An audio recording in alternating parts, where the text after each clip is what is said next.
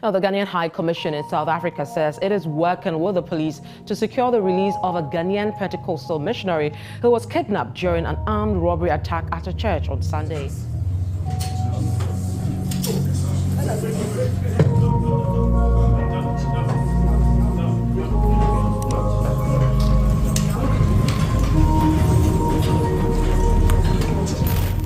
South Africa is probably one of the funniest, most traumatic countries to live in, bro. And I'm not just saying this because of, I did a video a while ago, freestyle video, about how we are able to take something serious and to make it funny. You know what I'm talking about? Make the nation laugh. You know what I'm talking about? We're already going through a lot of shit, bro. It doesn't do much. It doesn't serve us much to take stuff too serious for way too long, to stress about stuff way too long. You know, sometimes a laugh is what we need as a nation. You know what I'm talking about? Just to carry us during these troubling and treacherous times. But I go back to the unemployment rate in South Africa. You know, the numbers are staggering. You know what I'm talking about? If it's not close to 80% now, I wouldn't be surprised. You know what I'm saying? Not that it's reality. Can that even be real? But the way things be happening in this country, we are at or on, basically, on the brink of collapse as a country. The way things be happening, the way our crimes be diversifying, you know what I'm talking about? We literally have a sense of diversity in everything, in race, in ideologies, but also in crime, which is scary and funny to admit. It's scary, it's terrifying, it's patronizing. Should I use that term? I don't even know what that means. Who the fuck is whistling, bro? Someone be whistling and I can't see them, bro. Our criminals have advanced in their pursuits, and instead of targeting banks and all these CIT vans and trucks, besides all of those usual crimes, our criminals, should I say our criminals? No, they're not our criminals, but the criminals in this country who are messing up society, they have started targeting churches. Yes, churches are now being targeted. Why? Because churches are a business. You know what I'm talking about? You know, it's funny because if you think about it, yeah, on a deeper level, if you think about the rabbit hole on a deeper scale, you know, deeper, like we go deeper, you know, nothing happens mahala. Nothing happens for nothing. What am I saying? Everything has a reason. Everything happens for a reason, and everything you do has a consequence. The Bible literally says this in Proverbs. I don't know, I love that verse, but I couldn't find it anymore. Something about how the youth should enjoy their life, but remember that you're not going to be young forever, but also that everything you do has a consequence. Now, that applies to everything too, not just to youth, but to everything you do. If you fuck around with your life is going to fuck with you back in some point. You know what I'm talking about? So now the churches have literally turned into a den of thieves. You know what I'm talking about? Churches have literally turned into a den of thieves. They have these fake prophets telling us about shit that's going to happen on the 23rd of September, something about the rapture and shit like that. If shit happens like that, it happens. It's not a big deal. It could happen tomorrow. It could have happened yesterday, and I couldn't. And shit, we didn't notice at all. You know what I'm talking about? So churches have literally become places of deceit, false prophets, lies, fucking human trafficking rings. Yes, prostitution rings too. Churches have literally turned it into businesses. You know what I'm talking about? And people thought they'll get away with it forever, until the criminals, bro, people forgot that criminals are people too. And just as humanity is able to advance in real time, criminals are people too. They can do it too. So you turned churches into businesses. I'm not blaming nobody. I'm just trying to make a point. You turned churches into businesses, not into places of worship, but into businesses. And now you're paying the price. Yes, you're paying the price, bro. It's literally karma, bro. Karma's a bitch, bro. And I don't know any churches specific, but like I said, I didn't do no research, so I can't make any facts justify stuff for the minority that's gonna come in here and be like, nah, that's not the case. You're young and watch your tongue. Fuck yeah. You literally turned church into a business. You turned Islam into a stock fail, and now you're paying the price. Karma's a bitch.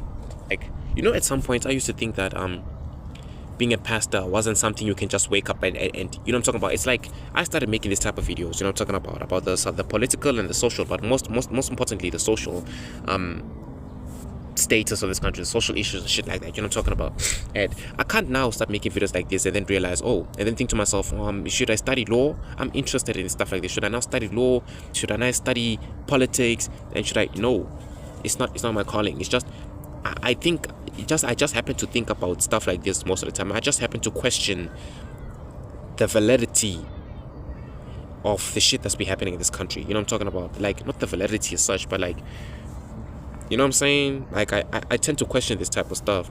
Now, I can't just assume that I'm meant to be a lawyer or something. You know what I'm saying? I'm meant to be a policeman or a soldier. You know what I'm saying?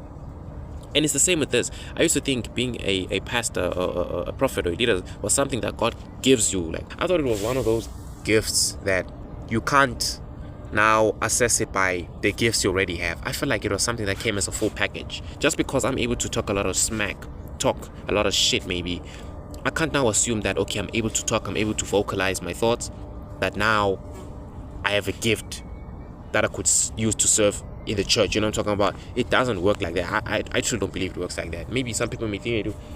I don't. But now we have people that be trying to make money. This world is all about making money. People be making money, and now they be doing this shit. You know what I'm talking about?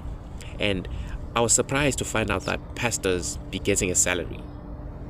I don't know why, bro. Like, I used to think that, if you're a pastor, God is going to take care of you, bro. He understands the risks that come with what he's called you to do. So he's going to take care of you, just like he takes care of the birds, the swallows, and the ants. You know what I'm talking about? It's literally, I forget sometimes that the Bible isn't as literal as I take it. You know what I'm saying? In some cases. Most, maybe. Which makes me wonder, actually, I got a question about that prophecy. I think there's a prophecy or something. I don't know. Uncurable diseases. Did it mean that diseases are going to be uncurable, or that people are going to hinder the curability of the diseases? Someone look that up for me and tell me in the comments. Anyways, moving on. But like I said, so shit like criminals be targeting churches, killing pastors. You know what I'm talking about? So the council of churches or whatever, I saw this video. The council or something churches in this region or something. You know what I'm talking about? They're calling for protection from the government, which is funny. Because now, where is your God? Where are your ancestors? Can't they protect you? You know what I'm saying? I may be ignorant in a way, and this is probably how the world be. This is probably what the world be using against Christians. You know what I'm talking about? Stuff, literally what I'm saying, which may be seen as blasphemy or a sin. But like, where is your God then? You know what I'm saying? Because y'all are able to blindly trust in God when action is needed. When action is supposed to be taken. You know what I'm talking about?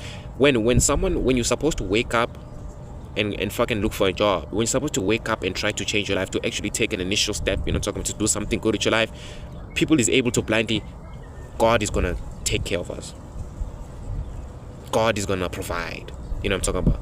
What I learned, especially from my mom, something my mom taught me, something I'll cherish for the rest of my life, is this, bro. God helps he who helps himself. So pray. I honestly believe that God gave us trees, he didn't give us paper. You know what I'm saying? So now, y'all are able to blindly trust that God is going to do something for Africa. God is going to make a change in South Africa. You know what I'm talking about? But now that your places of transactions, your holy places of transactions have been attacked, you're now calling on the government. What happened to your God and your ancestors? Let them protect you. I just feel like there's no need to be wasting our state resources on stuff like this. We need to focus on shit that is actually important. We need to focus on shit that is important. This way, I think. I may be wrong, but who gives a shit? You know what I'm saying? And I think that's literally why South Africa and Africa is being crumbling for a while. You know what I'm talking about? We so focused, we based our beliefs and everything on so much on this colonial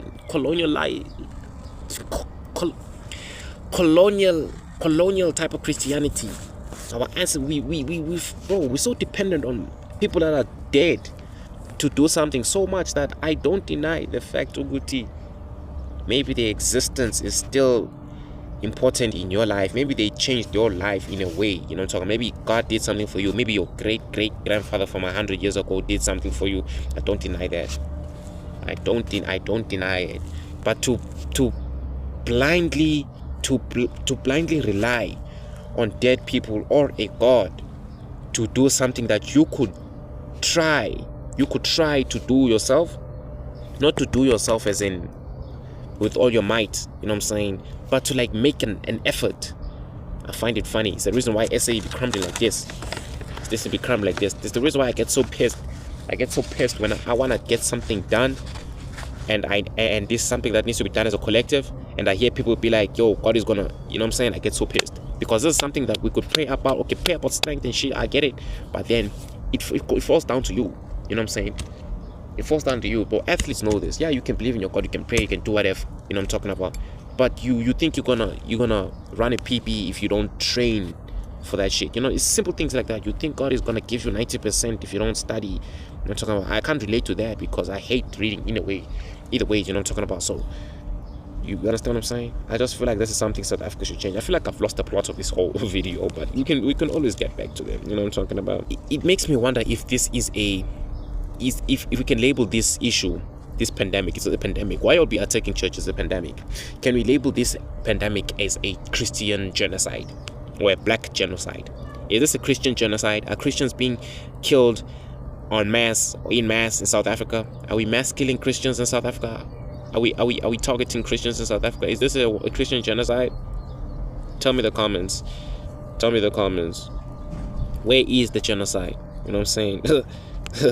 You know what I'm saying? You know, it's funny how things be pushed in South Africa just to instill a nonsensical idea into people's brains, to plant an idea that doesn't even exist, an idea that is useless and pointless and fucking stupid. People think they're still superior. You know, I do have to say though that the act of having the guts to attack a church is the highest level of demonic possession that I've ever witnessed in my life, bro.